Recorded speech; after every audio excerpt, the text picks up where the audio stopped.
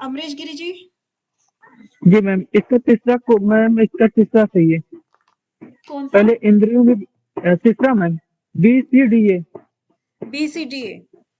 जी okay, सब बच्चे यही बोल रहे हैं क्या? जी मैम।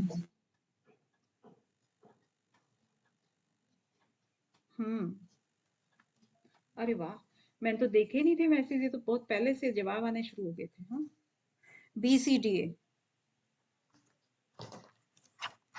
गुड। लिप्तता, आसक्ति और काम और फिक्र। ठीक है।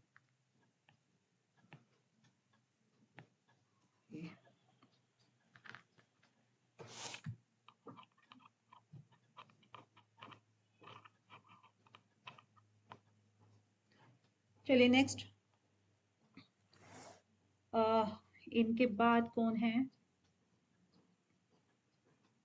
अनीता नायक जी। जी मैम, भगवत गीता के अनुसार निम्नलिखित में से शांति की स्थिति किसको प्राप्त नहीं करता है? तो विद्वान होगा मैम। विद्वान, अच्छा। इच्छा विहीन व्यक्ति, अहंकार विहीन व्यक्ति, मतलब कर्मयोगी।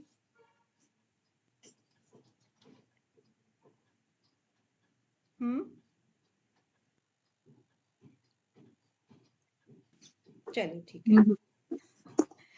बबीता जी। मैम एक बार समझा दीजिएगा उसको, पीछे वाले क्वेश्चन को। अच्छा मैम ये तो इजी है, सेकंड ऑप्शन है इसका। क्या कह रहे हैं आप?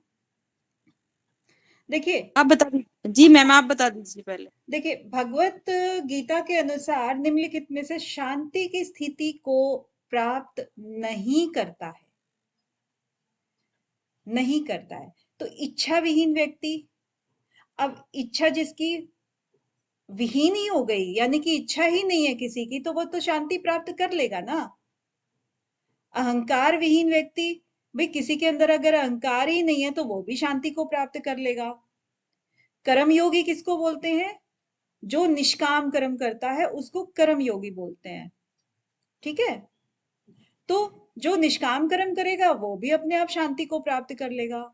लेकिन विद्वान जो व्यक्ति होता है, विद्वान में अपने घमंड होता है विद्वत्ता का, और जब विद्वत्ता का घमंड होगा ना तो वो शांति की स्थिति को प्राप्त नहीं कर सकता है। समझ गए? Okay ma'am, clear. नेक्स्ट किसका नंबर था? जी ma'am. Babita ma'am second option है इसमें, क्षेत्र निम्नलिखित में से कौन क्षेत्र क्षेत्रज्ञ को इंगित करता है? क्षेत्र मैम हमारा है, मैम ये क्षेत्र हमारा है शरीर और क्षेत्रज्ञ हमारा आत्मा। वैसे ये ऑप्शन मैम गड़बड़ है। मैम, पहले शरीर होना चाहिए फिर आत्मा होना चाहिए। हाँ मैम, क्षेत्र हमारा शरीर है और क्षेत्रज्ञ आत्मा है। अच्छा जी मैम। तो ये मेरा तो बनाया हुआ नहीं है ना, ये PYQ है। मैम धर्मेंद्र जी ठीक कर रहे हैं। प्रकृति और पुरुष। ये गलत हो सकता है यूसी जी की तरफ से भी। अरे नहीं बाबा, इसमें ना आप देखोगे जगत, जीव, प्रकृति, पुरुष, आत्मा, शरीर। प्रकृति पुरुष भी तो हो सकता है कि क्षेत्र क्या है, वो प्रकृति है मान लीजिए, क्षेत्रज्ञ हो गया वो पुरुष हो गया, ये भी तो कह सकते हो आप। अगर सीक्वेंस आपका आत्मा शरीर दिया हुआ है यहाँ पे और उससे मैच नहीं कर रहा है, और उसके क्लोज फिर सही चीज क्या जा रही है? प्रकृति और पुरुष भी तो जा रही है। मैम ये क्वेश्चन UGC की तरफ से गलत था, इन्होंने बस अपोजिट लिख रखा, शरीर पहले आता इधर आत्मा। एग्जैक्टली धर्मेंद्र जी, आप बोल तो सही रहे हो, लेकिन यहाँ पे बात ही नहीं ना मैं। हाँ, तो इसमें नंबर तो मिल जाते हैं ना। प्रकृति और जी, और गीता की बात करते हैं मैम ये प्रकृति और सांख्य से आ गया ना हमारा। हाँ, तो सांख्य योग आ गया, लेकिन ऊपर क्योंकि ऐसे सब पता लग रहा है कि क्षेत्र और क्षेत्रज्ञ की बात हो रही है, लेकिन गीता का नाम भी नहीं है, और है तो गीता का ही ये क्वेश्चन, है ना। तो जब अगर ऐसी चीज आती है तो हम आत्मा शरीर भी नहीं बोल सकते ना। नंबर तो सभी को मिलेंगे, लेकिन फिर भी प्रकृति पुरुष इसके क्लोज जा रहा है। जगत और जीव भी वही बात है देखा जाए तो। ऐसे ना सभी मैच कर रहे हैं, फिर माया और ब्रह्म भी मैच कर रहा हाँ, है। माया और ब्रह्म भी मैच कर रहा है, तो सभी मैच कर रहे हैं। तो इसमें इनको देना चाहिए था शरीर और आत्मा असल में, जी लेकिन मैम, ऑप्शन तो मैम ये 2 वाला ही होना चाहिए, क्योंकि हाँ, इसमें नहीं आएगा ना हमारा। इसमें जी। नहीं आएगा, तो वो भी गलत ही जाएगा हमारा उसके अकॉर्डिंग तो। चलिए नेक्स्ट, बबीता जी के नेक्स्ट कौन है और आगे? एक minute, Bhavesh ji. Yes ma'am. एक व्यक्ति में तामसिक व्यक्तित्व के क्या क्या अभिलक्षण होते हैं? लोभ एंड अप्रकाश।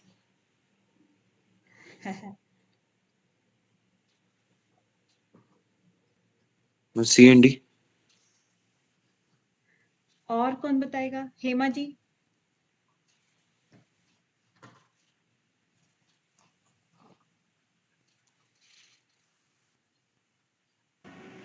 मैम अप्रकाश आएगा और वो आएगा, क्या बोलते हैं, बी,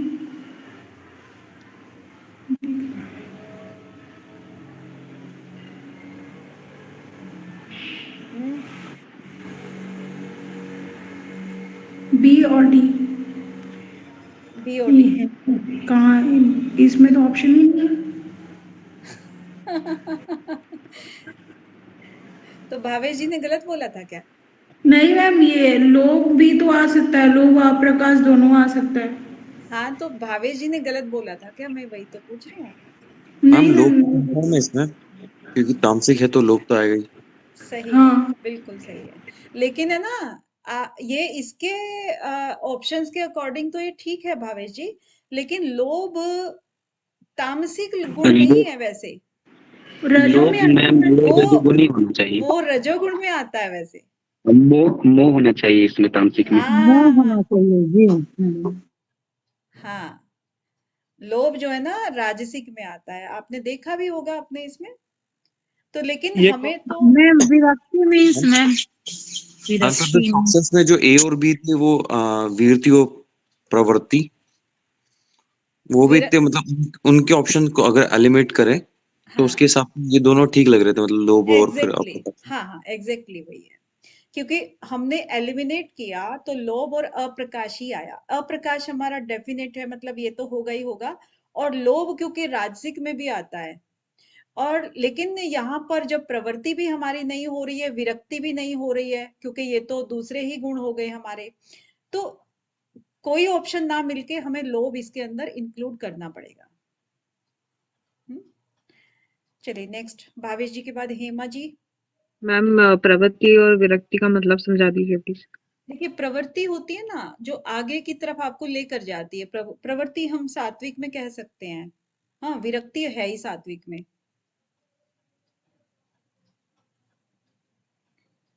ओके मैम प्रवृत्ति क्रियात्मक है तो वो रजोगुण होना चाहिए। प्रवृत्ति रजोगुण भी हो सकता है, मतलब हाँ, कहने का मतलब रजोगुण भी हो क्रियात्मक सकता है है। ना। हाँ, क्रियात्मक है किसी प्रवृत्ति। चीज की प्रवृत्ति होना, चाहे वो हाँ अच्छे काम की हो या बुरे काम की हो, किसी चीज हाँ, तो वो क्रियात्मक है, आप राइट हैं। तो वो रजोगुण के अंडर आ सकता है। नेक्स्ट हेमा जी। भगवत गीता के किस श्लोक में समर्थम योग उच्यते का? मैम 2/48 में है समर्थम योग उच्यते कर। अच्छा, कविता जी सही बोल रही है क्या हेमा जी? हाँ जी मैम, सही बोल रहे हैं। ओके, चलिए बढ़िया हेमा जी, शाबाशी मिल गई आपको कविता जी के द्वारा।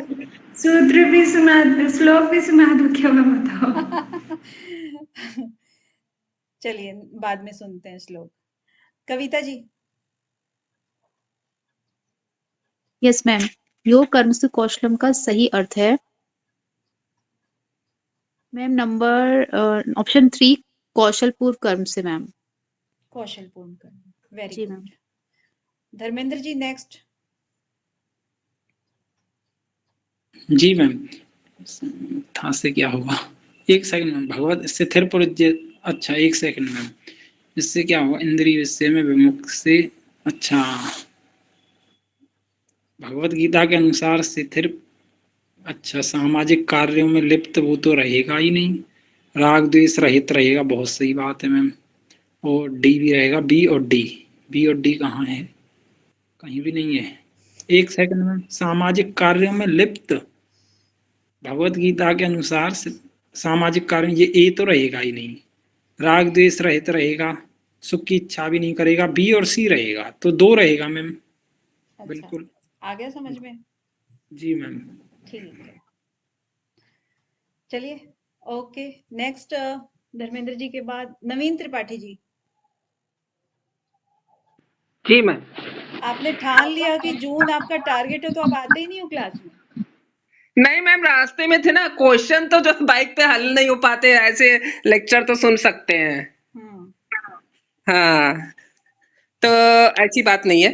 तो मैम अच्छा, नेक्स्ट क्वेश्चन, मेरा नंबर तो धर्मेंद्र जी के बाद ही आता है हमेशा। अच्छा मैम, नेक्स्ट क्वेश्चन शो नहीं हो रहा है। किसी को भी शो हो नहीं रहा है भैया, नहीं हो रहा है मैंने देखा तो। भगवत गीता के अनुसार किस प्रकार के कर्म बंधन का कारण नहीं है? तो निष्काम कर्म ईश्वर को, B and C, 2 number. 2 number. निष्काम कर्म ईश्वर को अर्पित कर्म जो है बंधन का कारण नहीं है। गुड। चलिए नेक्स्ट 2018 में हम आगे हैं। प्रवीण कुमार जी। श्री भगवत गीता के अनुसार किस कारण से योग सिद्ध नहीं होता है? युक्त कर्म, युक्ति पूर्वक कर्म,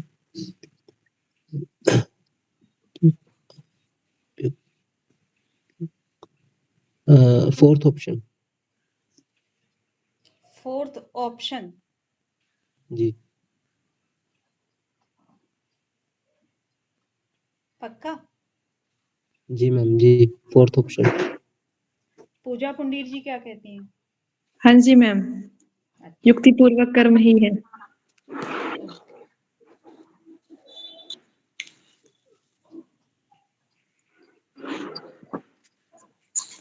युक्त आहार विहार से एक चेष्टा कर्म।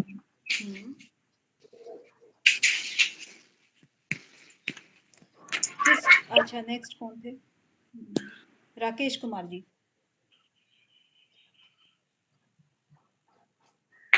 भगवत गीता मैम 4।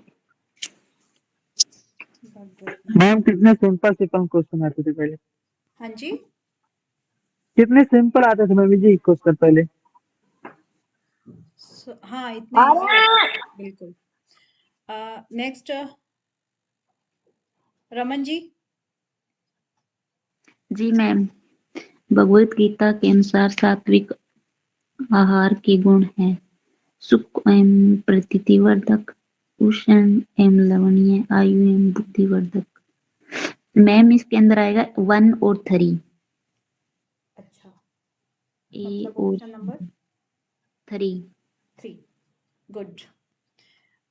फिर आती हैं शोभा जी।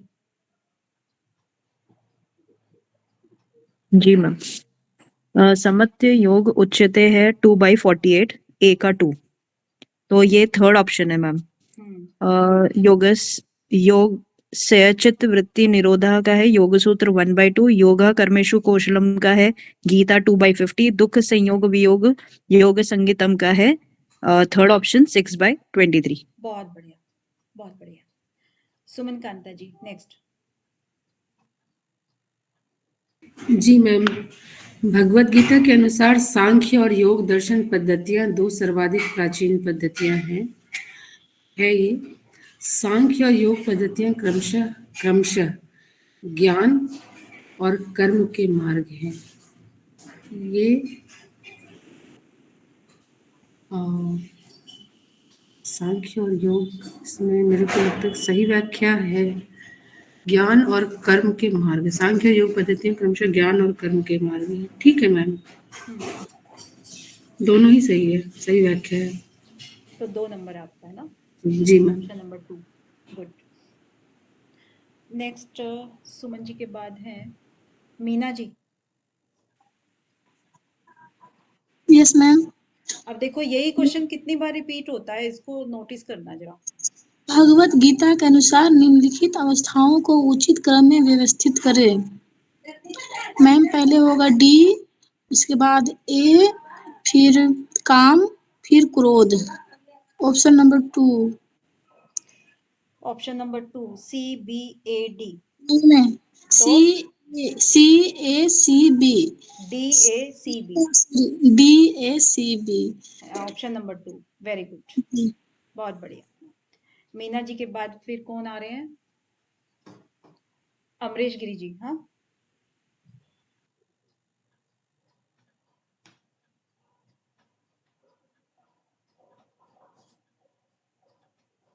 अमरीश जी आप सुन रहे हो?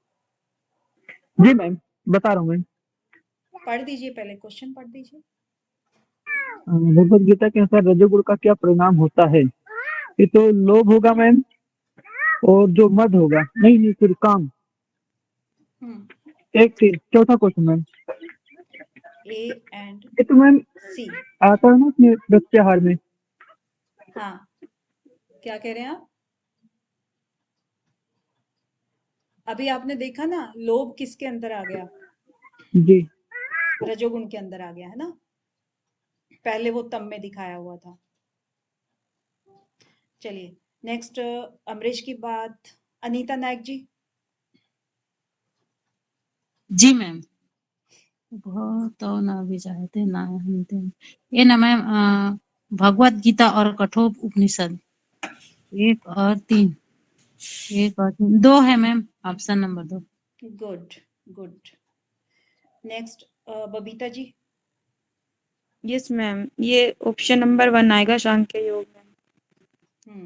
भगवत गीता के अनुसार सर्वभूत हितैषिता किस योगी के लक्षण है? मैम ऑप्शन 1 आएगा, सांख्य योगी। सांख्य योगी है? Yes ma'am. और भावेश जी क्या कहते हैं? नहीं मैम, इसका मुझे पता नहीं था। आपको पता नहीं है? तो हेमा जी क्या कह रही हैं फिर आगे? सुना था वर्ड। मैम सांख्य योगी आएगा इसमें। ओके, कविता मिश्रा जी क्या कह रही हैं? मैम क्लियर नहीं है इसका मुझे, धर्मेंद्र अर्थ नहीं जी। पता मैम।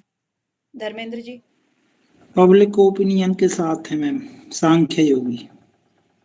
अच्छा, देखो सर्वभूत हितैषिता मतलब सभी प्राणियों में वो मतलब उसको देखना, परमात्म तत्व को देखना, एक तरह से ये वाला है। तो ये किस योगी के लक्षण होते हैं? सांख्य योगी ज्ञानी हो सकता है, जैसे ज्ञान योग का पार्ट हो सकता है, लेकिन ज्ञान योगी वो सेम वही चीज कह रहे हैं। हाँ जी भावेश जी बताइए। मैम इसका ये मतलब था क्या कि सभी प्राणियों में आत्मा को देखना? हाँ हाँ, वही चीज है। तो ये क्या है? कर्म योगी, ज्ञान योगी, सांख्य योगी, ये सारे के सारे आपको कहाँ पर दिख रहे हैं? भक्ति योगी थोड़ा सा अलग है इससे। भक्ति योगी में वो हम हर जगह पे ईश्वर को देखता है, हर जगह, इसीलिए तो भक्ति हो गया ना। भक्ति उसी को कहते हैं ना। मैम ऑप्शन नंबर 3 आएगा। हाँ, ऑप्शन नंबर 3 आएगा। यस मैम, मैं 3 बोला कि सर्वभूत हित रहता, सभी प्राणियों में उसी को देखना, ब्रह्म को देखना या आत्मा को देखना या आत्म भाव भावना जैसी होती है उस तरीके से। तो ये भक्ति योगी के लक्षण होते हैं। सांख्य योग में ना, गीता के हिसाब से सांख्य योग जो है वो उसका अभिप्राय जो है वो ज्ञान योग से लिया गया है गीता में। हाँ। और मैम जो उसकी जो 2 निष्ठा बताई गई है इसमें भी, सांख्य योग में भी, तो वो ज्ञान योग की निष्ठा बताई गई है। तो सांख्य और ज्ञान को बड़ा वहां पे वो कर दिया है, थोड़ा मिला दिया है इन्होंने गीता में। नहीं, दो निष्ठा बताई है ना, तो एक कर्म निष्ठा है, ज्ञान निष्ठा है। जी जी जी। तो जो सांख्य योगी जो इसने बोला है, नीचे वाला ज्ञान योगी बोला है, तो ये एक ही बात है। जी जी। और कर्म योगी उसका दूसरी निष्ठा हो गई। जी जी जी। तो यहाँ पे बड़ा वो कर दिया उन्होंने, मतलब भगवत गीता के हिसाब से अगर ये क्वेश्चन होता है तो फिर हमें वो जो हम दर्शन पढ़ रहे हैं जो वो उसमें दर्शन वाला चीज को भुला देना पड़ेगा। दर्शन कुछ और है, यहाँ पे जो योग है वो अलग है। इसमें जो योग है ना, यहाँ पर जो आपने कहा अभी सांख्य योग है, जैसे सांख्य की बात की तो इसमें इसने कहा कि ये ज्ञान योगी होता है सांख्य को जानने वाला, क्योंकि सांख्य क्या है, हमने तत्वों को जाना है पहले कि कैसे कैसे सृष्टि बनी, कैसे क्या है, तो सांख्य योग का पार्ट हो गया एक तरह से, जी जी। तो और वो कर्म, ज्ञान के अंदर आ गया। जी, दूसरा आ और गया कर्म कर्म भी के है। अंदर कि हम जी अनासक्त कर्म करते हुए तो कर्म योगी हो गया, जी, निष्काम कर्म, जी लेकिन इनके अलावा एक भक्ति योगी है कि जी जो सब कुछ समर्पित करके कर रहा है। समर्पित तो देखो कर्म निष्काम कर्म ये भी कर रहा है, जी लेकिन भक्ति योगी में वो हर भूत के अंदर, हर प्राणी के अंदर वो रूप देखता है ब्रह्म का, ब्रह्म का। आत्मा लेकिन का। जो आत्मभाव वाला तो वो फिर किसी और उपनिषद में है मैम। नहीं, उपनिषद में है, लेकिन ये गीता में भी तो है ये। सर्वभूति तेरता, जी हाँ नहीं वो तो है ही, हाँ यहाँ पर तो हम देख ही रहे हैं, मतलब कहने का मतलब कि हाँ, वो वहाँ ओम में भी है, बिल्कुल है, जी जी क्योंकि जी जी हाँ, जो ज्ञान, वेद है उन्हीं से सब कुछ निकला हुआ है, तो जी सब कुछ जो है। जी जी मैम, तो चलिए जी thank you next ma'am, thank you. Next चलते हैं। किसकी टर्न थी अभी? भावेश जी की थी और हेमा जी नहीं मैम, मेरी थी। आपकी थी। अच्छा, आप बोले नहीं तो। नहीं नहीं, वो स्क्रीन चेंज हो गई थी इसलिए। भगवत गीता के अनुसार सर्व कर्म सिद्धि के कितने कारणों का उल्लेख है? मैम इसका तो नहीं पता है। सर्व कर्म सिद्धि में कितने कारणों का उल्लेख है? हाँ जी, कितने कारणों का उल्लेख है, कौन बताएंगे? 5 है मैम, 5। 5 है बिल्कुल। अधिष्ठान, कर्ता, यस। करण, और उसके बाद हो जाता है चेष्टा, और उसके बाद दैव हो जाता है। जी मालूम है ना सबको? किस अध्याय में है? Yes ma'am. 18वें अध्याय में है। या आज ही बताया है मैम ने। चलिए नेक्स्ट, अब किसकी टर्न है? हेमा जी की। मैम इसमें आत्मा आएगा। आत्मा आएगा। हाँ। यस, नास्तो विद्यते भाव ना भाव विद्यते सता। नेक्स्ट हेमा जी के बाद कविता मिश्रा जी। यस मैम, भगवत गीता के अनुसार ध्यान में बैठने की व्यवस्था में प्रयुक्त होने वाली सामग्रियों का क्रम है। मैम सबसे पहले कुशा आएगी, फिर चर्म आएगा, फिर कपड़ा आएगा मैम, उसके ऊपर ही होगी। कुशा, चर्म अगर और हम कपड़ा। हाँ, अगर हम नीचे से शुरू करें तो पहले कुशा रखी जाएगी पृथ्वी पर, फिर चर्म, फिर कपड़ा, फिर योगी। और इसके बाद है धर्मेंद्र जी। जी मैम, योग गीता के अनुसार योग शब्द के अर्थ कर्म सुकौशलम समत्वम योग उच्यते। 2-4 रहेगा मैम। बी यानी 2-4 का मतलब बी और डी। बी और डी 2 ही रहेगा मैम। बी ओ डी, जी मैम। मतलब कर्मशु, बिल्कुल सही है ये तो, है ना? जी मैम। कितना आसान है आपके। नवीन जी। जी मैम, भगवत गीता के अनुसार श्रेष्ठता की दृष्टि से क्रमबद्ध करें। अभ्यास, ज्ञान, वैराग्य, परमेश्वर का ध्यान, सब कर्मों का। तो अभ्यास से ज्ञान श्रेष्ठ है, ज्ञान से परमेश्वर का ध्यान श्रेष्ठ है, ध्यान से सब कर्मों के फल का त्याग श्रेष्ठ है। A, B, C and D। Very दो। Good, thank you. बहुत बढ़िया। चलिए नेक्स्ट परवीन जी। जो नित्य शाश्वत पुराणों किन ग्रंथों में वर्णित है? कठोपनिषद और Bhagavad Gita. B and C, second option. अच्छा, गुड। इसके बाद राकेश कुमार जी। भगवत गीता में मनोनिग्रह का साधन बताया गया है।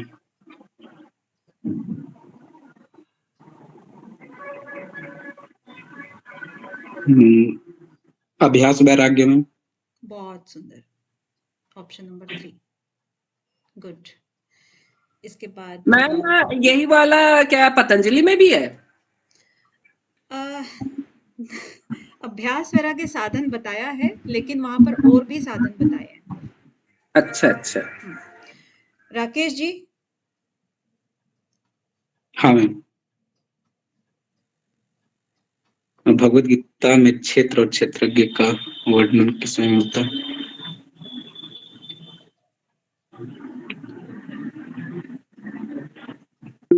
थर्ड ऑप्शन में, गुड, त्रयोदश। त्रयोदश में, वेरी गुड।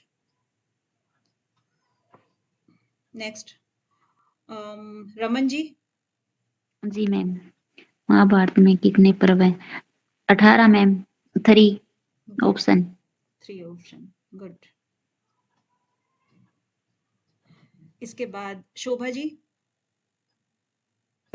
जी मैम, श्रीमद् भागवत गीता के अनुसार शम का अर्थ बताइए। अंतःकरण का निग्रह मैम। बहुत बढ़िया, ऑप्शन नंबर 1, गुड। इसके बाद हैं श्वेता ठाकुर जी। आज तो आप कुछ बोले ही नहीं। मैम आपने लंबे नंबर आए नहीं। आए ही नहीं, जबरदस्ती बोल लेते हैं आप।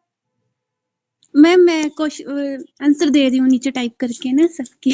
अच्छा, यस मैम, अभी मैं मेरा आएगा मैम। हाँ हाँ, आप ही का टर्न।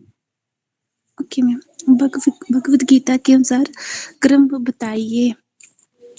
तो पहले आएगा संन्यास कर्म, आत्म संन्यास। पुरुषोत्तम 15वां अध्याय है, देवासुर। उसके बाद गुणत्रय विभाग, संन्यास ई आएगा, फिर गुणत्रय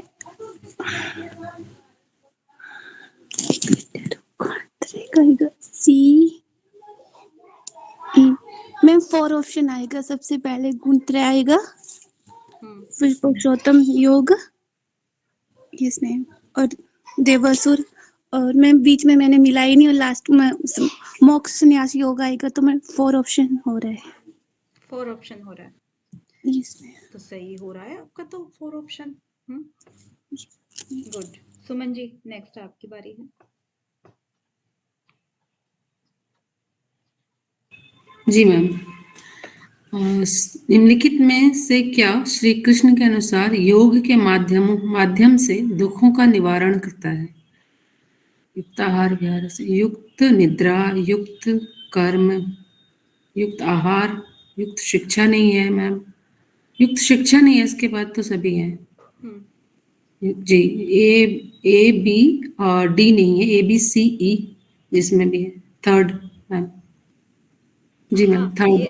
ये आपका सही है, लेकिन फिर भी ना जैसे हम श्लोक के अकॉर्डिंग करते हैं, युक्त आहार विहारस्य, जैसे सी और ई आ गया, जी वैसे भी एक ये ऑप्शन बन सकते हैं। अभी तो ठीक है, लेकिन आइंदा से होता है ना किसी रूप में, अगर ये सेम सीक्वेंस है, हमारी ये वाला छांट दिया शिक्षा वाला, लेकिन सीक्वेंस यहाँ पे हमें श्लोक के अकॉर्डिंग अरेंज करना हो अगर, क्योंकि सेम ही चीज, वो भी एक पहलू याद रखना पड़ेगा।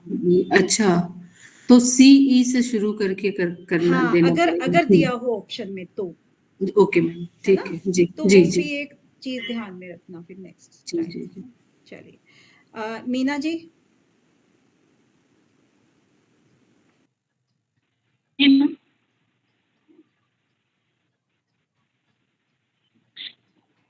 भगवत गीता में स्थित प्रज्ञ के संदर्भ में इंद्रिय निग्रह दिया गया है। नाव, मिट्टी, कूर्म, हस्ती। कूर्म है कूर्म मैम, कूर्म ऑप्शन नंबर 3। कूर्म क्या होता है मैम आवाज जा? कूर्म क्या होता है? कछुआ। मैम कछुआ, कछुआ। कूर्म नाड़ी नहीं होती है क्या? होती है मैम। मैम है कूर्म नाड़ी। अच्छा, कंठकूप में। कंठ सही है, सही है। कंठकूप के थोड़ा सा नीचे। हाँ, कंठकूप के नीचे होती है। चलिए नेक्स्ट, अमरीश गिरी जी। देखो कितनी बार आ रहा है क्वेश्चन। मैम चौथा, क्रोध, क्रोध से सम्मोह, फिर स्मृति भी हो जाएगी, फिर बुद्धिनाश फिर हो जाएगा। बुद्धि नाश आएगा। वेरी गुड, ऑप्शन नंबर 4, बहुत बढ़िया। अब अनीता नायक जी। मैम वो जो पिछले वाला दिखाया था, जी मैम। हाँ, भगवत गीता के अनुसार सात्विक आहार के गुण बुद्धि प्रदान करने वाला, सुख बढ़ाने वाला, प्रीति बढ़ाने वाला। ए सी सुख को बढ़ाने वाला, बी और ए सी ई। थर्ड मैम ए सी ई। गुड। भावेश जी आप क्या कह रहे थे? मैम वो जो पिछले वाला दिखाया था ना आपने, हाँ, उससे रिलेटेड वैसे क्वेश्चन था, तो अभी मैं उससे थोड़ी देर पहले देखा था, बट उसका सीक्वेंस जो ऑप्शंस में था ना, उसमें कुछ और लग रहा था मुझे, तो वही मैं देख रहा था। अच्छा, तो देखना है या देख चुके हो? हाँ मैम, उसको थोड़ा अगर हो जाए तो बेटर है। देख लीजिए।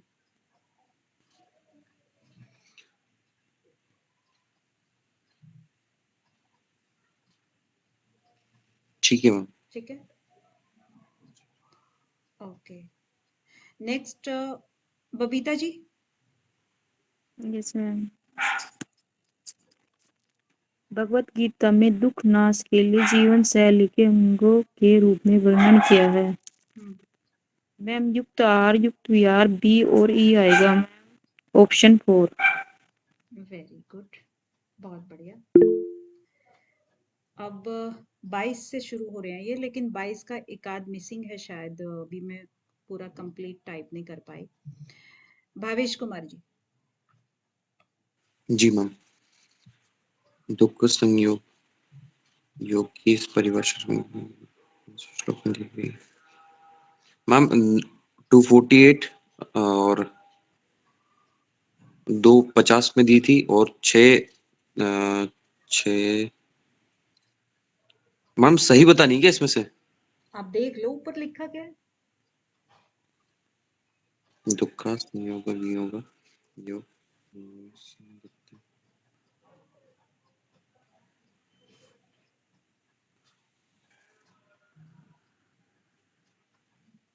मैडम दूसरी वाली मतलब फर्स्ट वाली सही लग रही है, बाकी सब तो बनाई हुई लग रही है, क्योंकि 250 की है, 248 की थी, और 6वें अध्याय में थी हाँ 23 वाली। धर्मेंद्र जी क्या कह रहे हैं? मैम इसका 6/17 है, और 6/23 में यानी 23 में खाने पीने की बात हुई है मैम। भैया 6/17 में युक्ताहार विहार 6/17 में युक्ताहार विहार से धर्मेंद्र जी। अरे आज भी मैम ये गलत हो गया, तो मैम इसका 4 रहेगा। अभी इसको तो उठने लग रहा है धर्मेंद्र जी। अब अनीता नायक जी भी बोल रही है, देख लो अभी अभी उठे हो आप। द का मतलब क्या जाना धर्मेंद्र जी? दमन कर देना मैम। नहीं, इंटरप्रिएटर रखते हैं ना मैम, तो वो गड़बड़ कर जाता है कभी कभी। द का मतलब दफा होना, दफा हो। दान करना मैम। चलिए, किसका टर्न था? बबीता जी का ना, ये किसका था? जी मैम। भावेश जी आपकी बारी।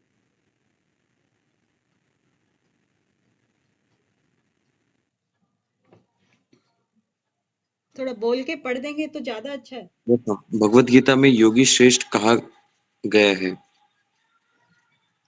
तो सत्काम कर्म करने से, स्पर्धा करने वाले से, तपस्वी से, आचार्य से, शास्त्र ज्ञानी से।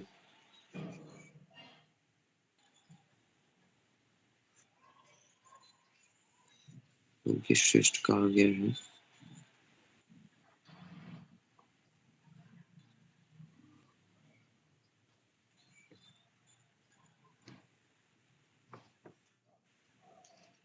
हम ये के साथ में जाना चाहूंगा, तपस्वियों से, आचार्य से और शास्त्र ज्ञानियों से।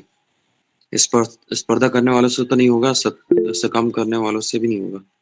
क्या कह रहे हो आप? मैम सी योगी को किससे सी श्रेष्ठ? डी ई, तपस्वी से, आचार्य से, और ये शास्त्र ज्ञानियों से। मैम तीनों से कंपेयर करके उन्होंने कहा है, इसीलिए हे अर्जुन तू योगी बन। जी, तपस्वियों से भी, आचार्यों से भी, शास्त्र ज्ञानियों से भी। यहाँ भी धर्मेंद्र जी गलत कह रहे हैं। मैं बी हूँ मैम। आचार्य नहीं है उसमें, बी सही। आचार्य नहीं है। कभी कभी हो सकता है एक्सीडेंट, लेकिन मैम थोड़ा ठीक है मैम, मेरा बी। सकाम कर्म करने वाले से कहा है उस श्लोक में? काम का मतलब वही है मैम, उनसे तो बेस्ट ही रहेगा ना जो नहीं, सकाम। मैं श्लोक के बारे में पूछ रही हूँ, मैं अपना इंटरप्रिटेशन नहीं इसका पूछ मतलब रही हूँ। यहाँ पे मैम कर्म करने वाले, कर्म में भ्यो योगी इस तरीके से है मैम वो श्लोक। कर्म में भ्यो योगी तपस्वियों में भी और शास्त्रों में भी, उन सब में श्रेष्ठ योगी है। यानी ए और सी और ई को छोड़ करके ये सही ए है और मैम। सी और ई रहेगा मैम। हाँ सही है, सही है। और तपस्या से। आगे बढ़े। हेमा जी जी। Ma'am. Yes ma'am.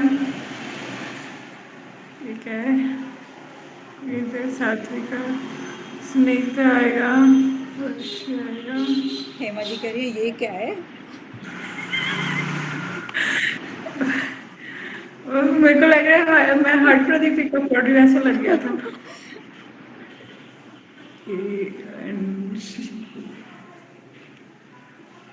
Ma'am third number option. Third number B C E, it means स्निग्ध और रस्य रस और स्थिर। स्थिर। मैम स्थिर मीन्स